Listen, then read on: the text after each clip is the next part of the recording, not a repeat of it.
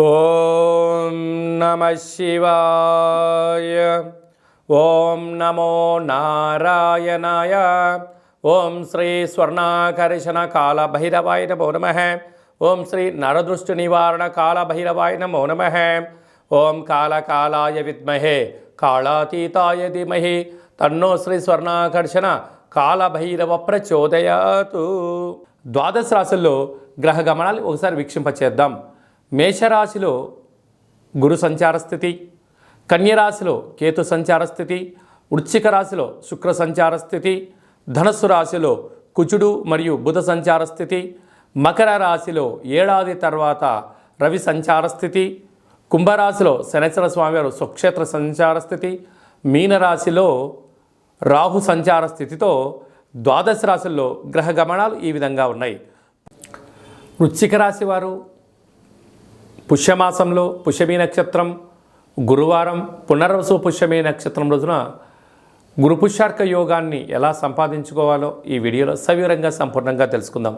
వృశ్చిక రాశిలో ఏ నక్షత్రాలు వస్తాయనగా విశాఖ నక్షత్రంలోని చివరి 4వ పాదము, అనురాధ నక్షత్రంలో 4 పాదాలు, జ్యేష్ఠ నక్షత్రంలో 4 పాదములు కలిపితే వృశ్చిక రాశి. చాలామందికి పుట్టినటువంటి కాల సమయంలో డేటా బర్త్లో లేనటువంటి కారణం వలన పేరు యొక్క మొదటి అక్షరాన్ని అనుసరిస్తూ ఆ రాశిని తెలుసుకునే ప్రయత్నం అవుతుంది. అవి ఏ అక్షరాలు ఒకసారి పరిశీలన చేద్దాం.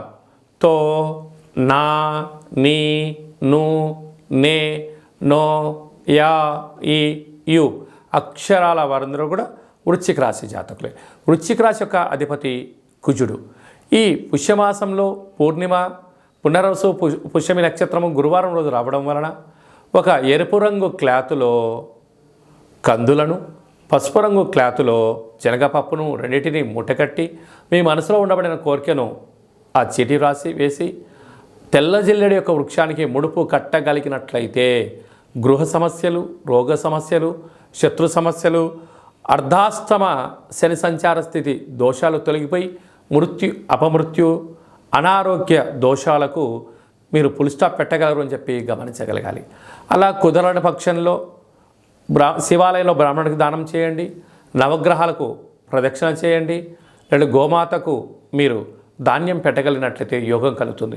ఇంకొంచెం శక్తి కలిగి ఎక్కడో చోట వృక్షాన్ని చూసి ఆ తెల్ల జిల్లెడి యొక్క వృక్షాన్ని తీసుకొచ్చి ఇంట్లో పెట్టుకున్నట్లయితే అర్ధాస్తమ తీవ్ర దోషాలు తొలగిపోయి మనకు ఉండబడిన కర్మలు తొలగిపోయి మీకు రాబోయేటువంటి 7 తరాల వారికి సువర్ణపు అధ్యాయానికి మీరే కేంద్ర బిందువు అవుతారు అని చెప్పి గమనించాలి.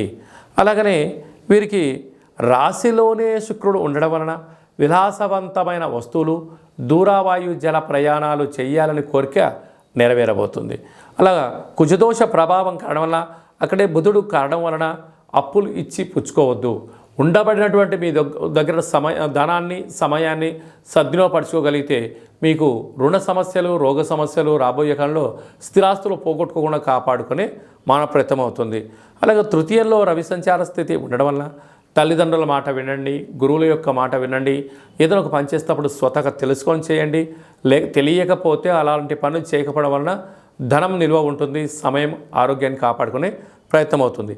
అర్ధాష్టమ శని కారణం వలన మీ జన్మ నక్షత్రం రోజున పూర్ణిమ అష్టమి తిథి అందున పంచభూతాలతో, నిప్పుతో, నీటితో చెలగాటం ఆడవద్దు. బ్యాంకు లావాదేవీలలో ఎంతో జాగ్రత్తలు అవసరమని చెప్పి గమనించాలి.